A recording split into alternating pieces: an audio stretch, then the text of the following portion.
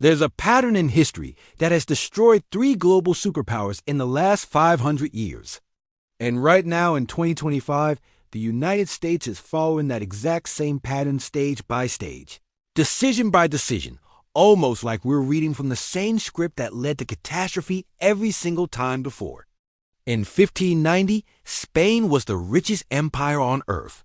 They controlled half the world's gold and silver. Their military dominated Europe. Their currency was accepted everywhere. Within 80 years, superpowers. Three complete collapses, all following the exact same sequence. And here's what should terrify you. The United States has already completed 5 of the 7 stages. We're not approaching the pattern. We're deep inside it. This is the story of how empires die, why they always think they're different, and why the math says we're next. And it's happening faster than anyone wants to admit. Before we go through the pattern, you need to understand what imperial collapse actually looks like. Not in textbooks, in practice. What it means when a superpower dies. Imperial collapse doesn't start with invasion or military defeat. It starts with economic exhaustion. The empire extends beyond its ability to maintain itself. Military bases in 150 countries, wars on multiple fronts, promises it cannot keep, debts it cannot repay. At first, the decline is invisible. The currency still works. The military still wins battles. The government still makes promises. But beneath the surface, the foundation is cracking. Resources are misallocated. Productive capacity shrinks. The best and brightest leave. Then comes the acceleration. Allies start hedging. Enemies test boundaries. Trade partners seek alternatives. The reserve currency status erodes. And suddenly the advantages that made you powerful become vulnerabilities. Your currency, once demanded by everyone, comes flooding back home. Your military spread across the world becomes unsustainable. Your promises, once guaranteed by strength, become empty words. That's not theoretical. That's what happened to Spain, Britain, and the Soviet Union, and it happened because they made exactly the same decisions we're making now. They believed their power was permanent.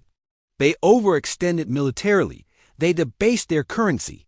And they refused to accept reality until collapse was already underway. Let's look at how it actually happened 3 times the exact same way. Let's start with the first global empire, Spain.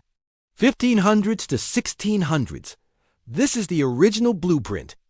After Columbus discovered the Americas in 1492, Spain became the first true world power. They conquered the Aztec and Inca empires, seized control of the richest gold and silver mines ever discovered. By 1550, Spanish galleons were bringing home 200 tons of silver per year. By 1600, over 400 tons annually. Spain controlled the money supply of Europe. The Spanish real was the global reserve currency. Everyone wanted Spanish silver.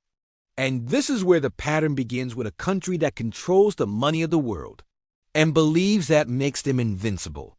King Philip II, ruling from 1556 to 1598, had more money than any monarch in history, and he spent it on empire.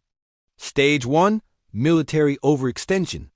Spain fought wars everywhere simultaneously against the Ottoman Empire in the Mediterranean, against France and Italy, against Protestant rebels in the Netherlands, against England's navy, wars in the Philippines, wars in the Americas. By 1580, Spain had military commitments on 4 continents. The cost was staggering. Half of Spain's revenue went to the military, and still, it wasn't enough. Stage 2, currency debasement. The Spanish crown couldn't pay its bills with taxes alone. So, they did what every failing empire does. They debased the currency. They started mixing copper into silver coins. A coin that was supposed to be pure silver became 50% copper, then 75% copper. The face value stayed the same, but the real value plummeted.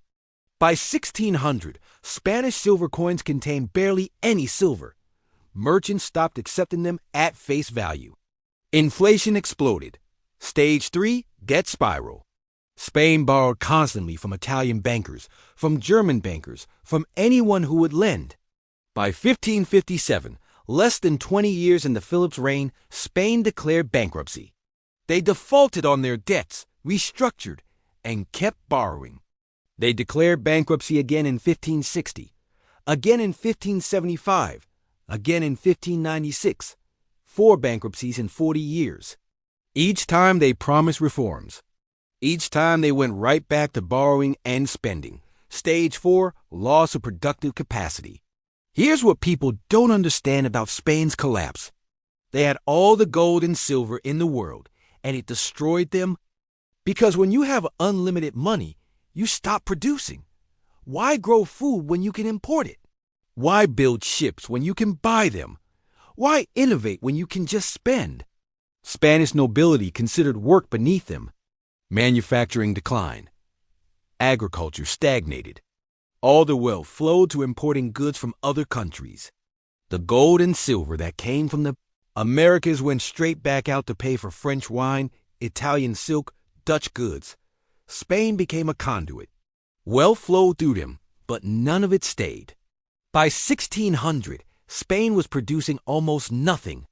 They were entirely dependent on imports, entirely dependent on silver to pay for everything.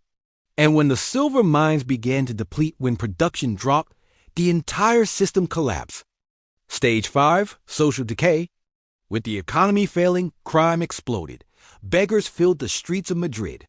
Productive citizens immigrated. The best minds left for France, England, the Netherlands. Countries that were building, creating, growing. Spain was left with bureaucrats, soldiers, and priests. No one creating wealth. Everyone consuming it. By 1640, Spain lost Portugal. By 1650, they lost the Netherlands, their richest territory. By 1700, the Spanish Empire was a shell. Still large on paper, but economically dead. They went from the world superpower to a secondary power in less than a century, and they never recovered. Spain today is a regional,